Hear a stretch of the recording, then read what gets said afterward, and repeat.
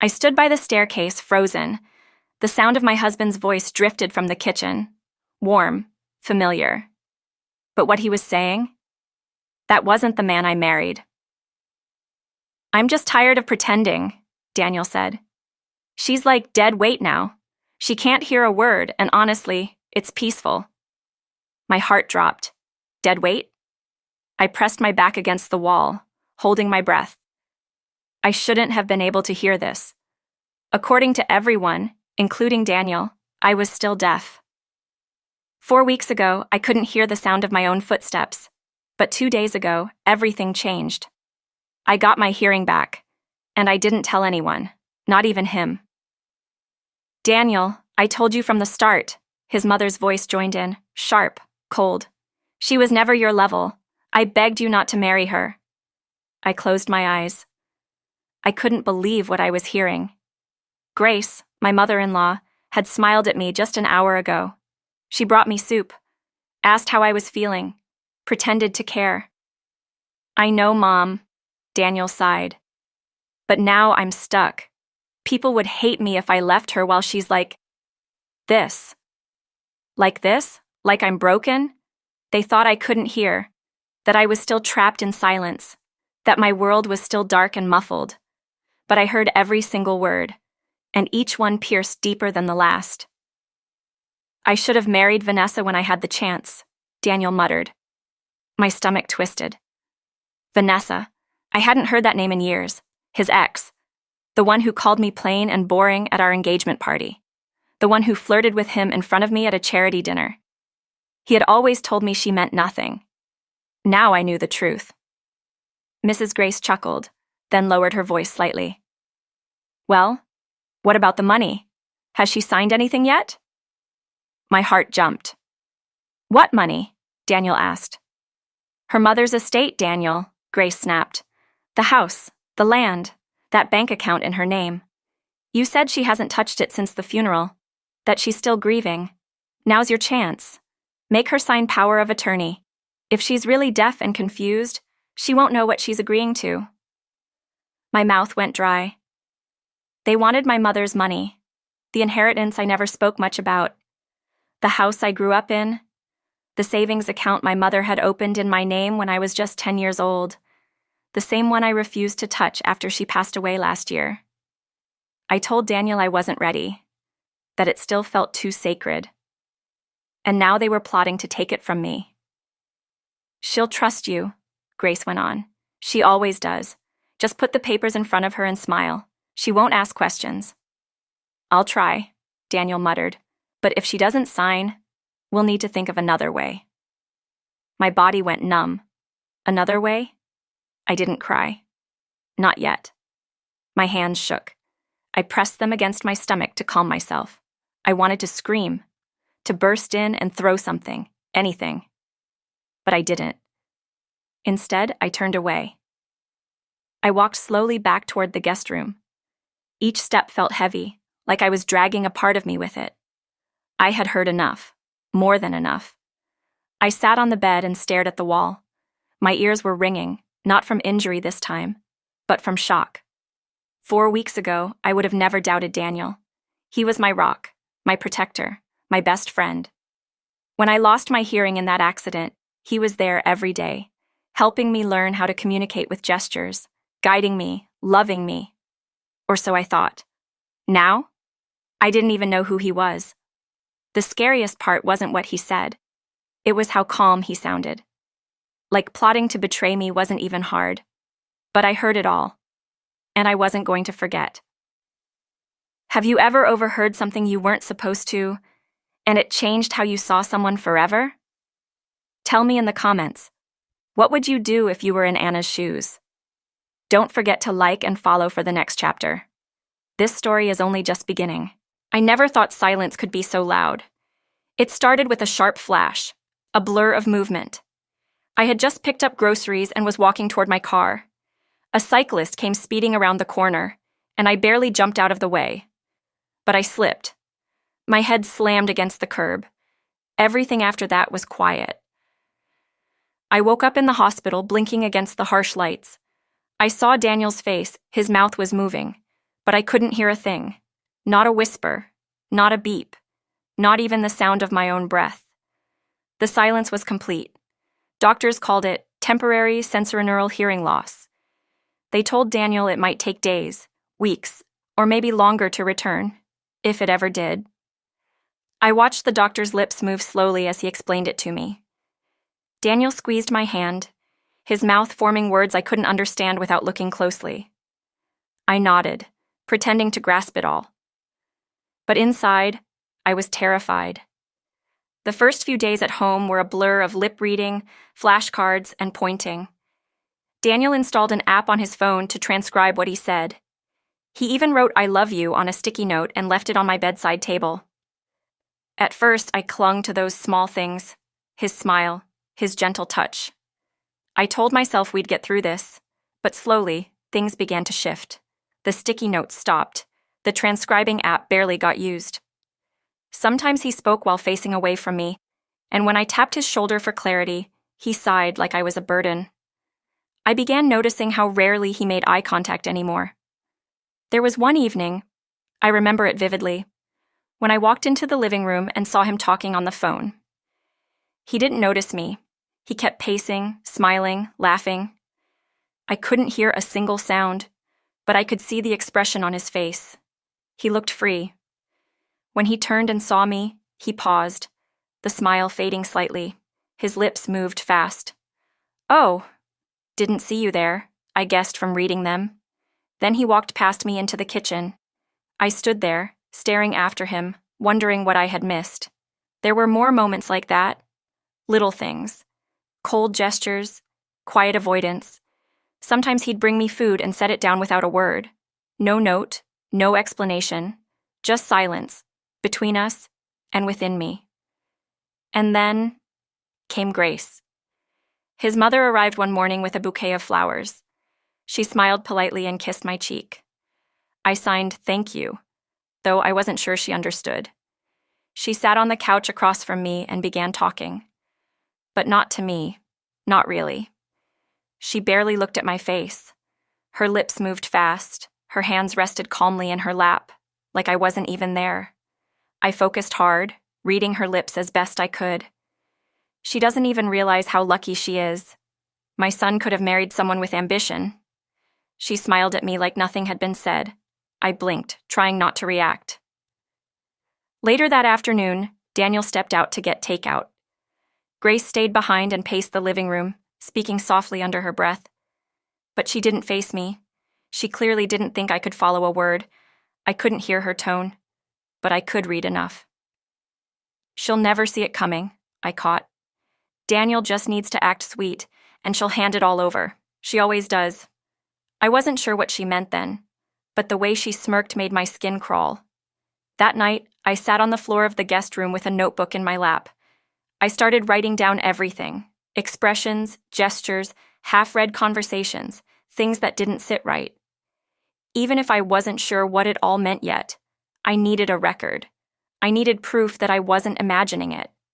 I didn't know what was happening behind my back, but I was starting to feel it in my bones. And something deep inside me whispered, "This silence is hiding something." I wanted to believe it was all in my head. That maybe I was being too sensitive. That maybe Daniel was just tired, stressed, overwhelmed by everything that had happened. That maybe Grace didn't mean the things she said. But no matter how hard I tried, I couldn't unsee the look in Daniel's eyes. It was the look that hurt the most. He still smiled, but not the way he used to. It didn't reach his eyes. It didn't warm me like it used to. His smile now was thin, tight, polite, like a mask he wore so he wouldn't have to explain why he wasn't really there anymore. Every day I studied him. It's strange. When you can't hear, you learn to see people differently. You don't just read lips. You read their eyes, their shoulders, the twitch of their mouth. You feel the mood in the room before you even step into it. And something about Daniel felt wrong. One night, I walked into the living room to find him sitting on the couch, holding his phone close to his ear. He didn't notice me at first. His lips were moving fast, his eyebrows raised. A big smile stretched across his face, not the tight one he gave me. This was different. Free. Lively. I stood by the doorway trying to make out the words. I caught a few, "I miss that," and "No, she has no clue." He suddenly laughed, full and real, and my stomach twisted. When he finally saw me, he flinched. The smile vanished in an instant. He lowered the phone and gave me the other smile, the fake one. He mouthed slowly, "Just work stuff." I nodded, but inside I was screaming. Work stuff didn't make him light up like that. Work didn't make his shoulders relax or his eyes dance. Whoever he was talking to, they weren't from the office. Later that week, I noticed something else. Daniel started leaving his phone face down on the table. Always. And he'd take it with him everywhere, even to the bathroom. Before, he never cared. We trusted each other. Now, he acted like it was a ticking bomb he had to guard. I pretended not to notice. I didn't want to start a fight I couldn't argue in. I couldn't yell. I couldn't defend myself with words if things escalated. I was still trapped in silence, and he knew it. But I had my eyes, and my notebook. I kept writing down everything. The time he came home, what he looked like, how many hours he spent on his phone, what words I caught from his mouth when he thought I wasn't paying attention. The entries got longer every day. Friday. Said he was working late. Shirt smelled like perfume. Sunday. Sat in the car for 20 minutes before coming inside, talking on phone, laughed. Didn't notice me watching. Wednesday. Called me hon while texting someone. Didn't look at me once during dinner.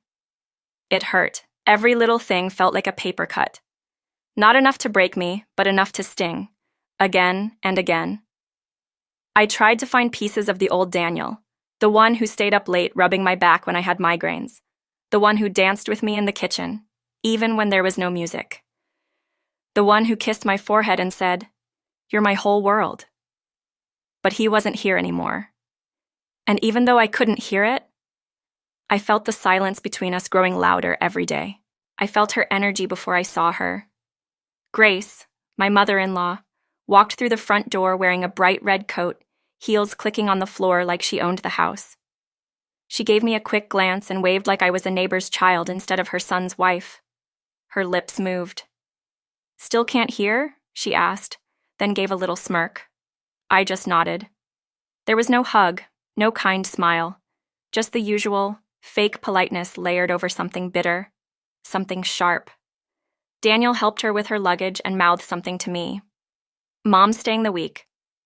I hadn't agreed to that, but I nodded again. It wasn't like I could say no.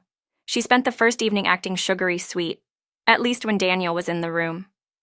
She'd bring me tea, ask if I needed help, even touched my shoulder gently like she cared. But I saw it in her eyes. She didn't mean a word of it. The next morning, I was sitting on the couch reading a book when she came in, wearing a silky robe and carrying her coffee. She looked at me, then turned her head to the side, away from me, and started talking. Not to me. About me.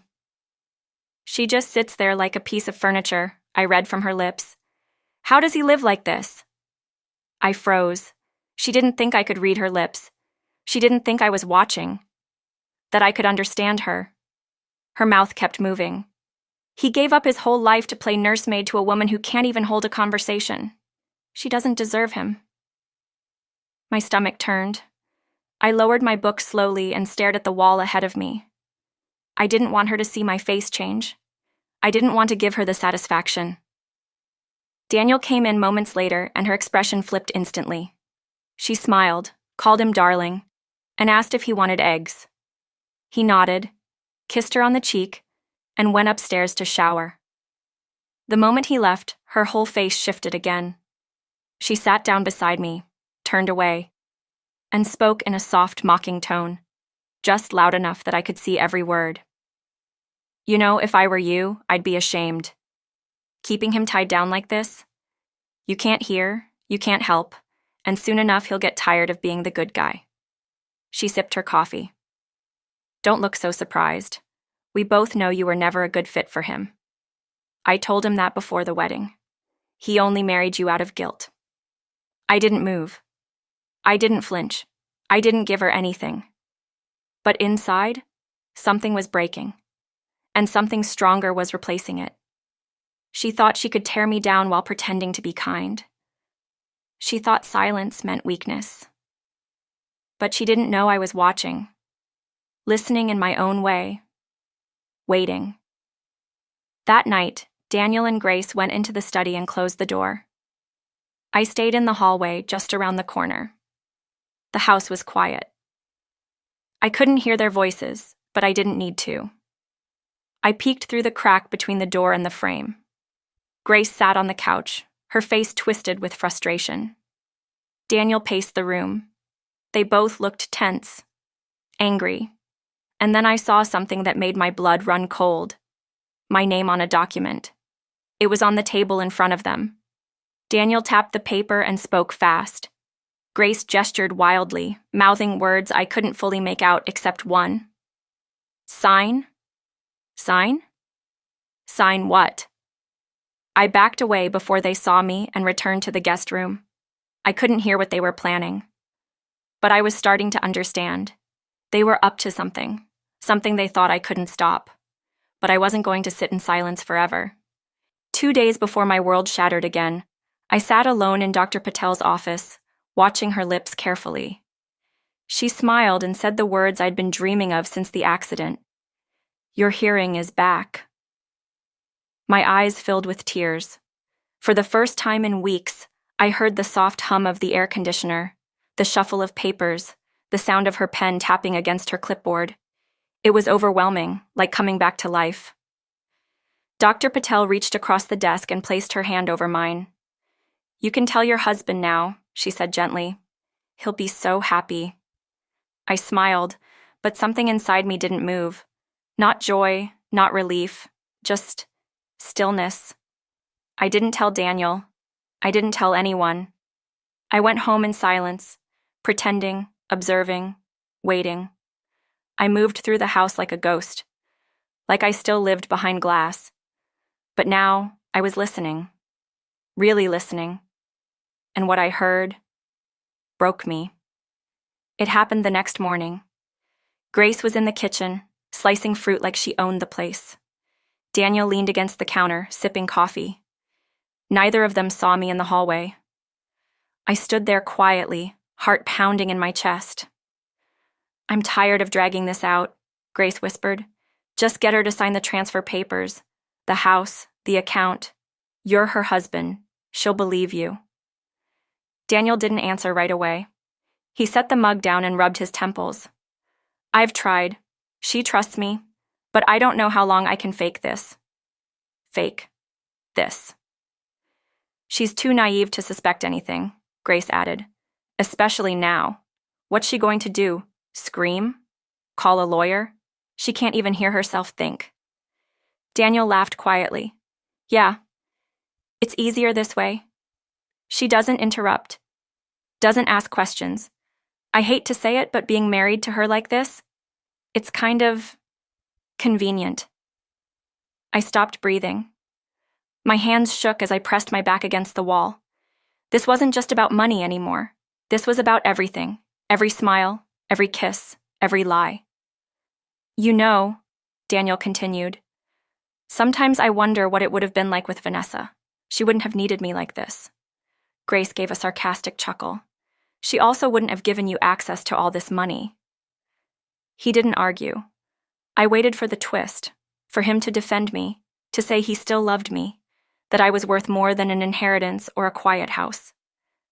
But it never came. Instead, he said the one sentence that burned itself into my bones. If she never hears again, I won't be upset. My mouth dropped open. The man I loved, the man I gave my life to, didn't want me to heal. He wanted me to stay broken, so he could keep using me. I backed away slowly, holding back a sob. My foot caught the edge of a table and the corner scraped the wall. A tiny sound, but enough for Grace to turn her head. She peeked into the hallway, eyes narrowing. Did she hear that? She whispered. Daniel followed her gaze and shrugged. She can't hear a thing. Probably just wandering around again. I ducked into the laundry room and leaned against the washer, hands trembling. I wanted to scream. not because of the betrayal, but because I had believed him. Even in the silence, I believed in him. And now, I had to face the truth. The man I married didn't love me. He loved the version of me that couldn't speak, couldn't hear, couldn't fight back. But he didn't know that I was back now, fully, completely, and listening. He didn't know I heard every word of that conversation. And something inside me clicked. I wasn't going to cry anymore. I wasn't going to beg. I was going to listen and plan. For 2 whole days, I said nothing. I played deaf, dumb, and dependent. I smiled when Daniel kissed my forehead. I nodded when Grace asked if I wanted tea. I stared at them both as they plotted, never blinking. But behind the silence, I was preparing everything. They thought I was still the same fragile, helpless woman, the one who needed someone to read lips, write things down, hold her hand in crowded rooms. But that Anna no longer existed. That Anna died the day I heard my husband say he preferred me broken. I waited until they left for the store, together, like always. Grace rode up front now. She didn't even pretend to hide it. The second their car turned the corner, I locked the door and ran upstairs. I opened the safe in the closet, the one my mom left me the code to before she passed. My fingers shook as I pulled out the documents. Property deeds, bank statements, her last will and testament. She hadn't left it all to me out of pity. She'd done it because she knew. Knew Daniel was too charming, too smooth, too calculating. Knew he would try something like this if he thought I was alone. And now he had. With shaking hands, I took pictures of every single page. I uploaded them to a secure folder in the cloud, emailed copies to my old lawyer, and one to a new one I found through a friend. Someone sharp, female, ruthless. Then I opened the drawer and pulled out the small digital recorder I'd bought quietly the day after I got my hearing back. I'd kept it in my robe pocket ever since. Always on, always listening. I replayed their conversation from 2 days ago. Daniel's voice, clear as day. If she never hears again, I won't be upset. Grace. She's too naive to suspect anything. Click, save, upload. Back it up 3 times. They had no idea I had evidence. They had no idea I could fight. That night, I cooked their favorite meal, pasta Alfredo with garlic bread, and smiled like nothing had changed. Grace laughed over wine, tossing her hair. Anna, you should really consider seeing someone about your hearing. It's such a shame to live like this. I nodded slowly. I will, when I'm ready. Daniel raised his glass and winked. You're strong. You'll get there. I looked at him across the candlelight, and for the first time, I saw a stranger.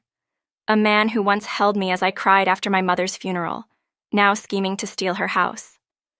A man who once memorized my favorite songs, now pretending I was easier to love in silence. They thought I was broken. But really, I was watching, planning, waiting. The next morning, I booked a hotel under a different name. Quiet, far away, paid in cash.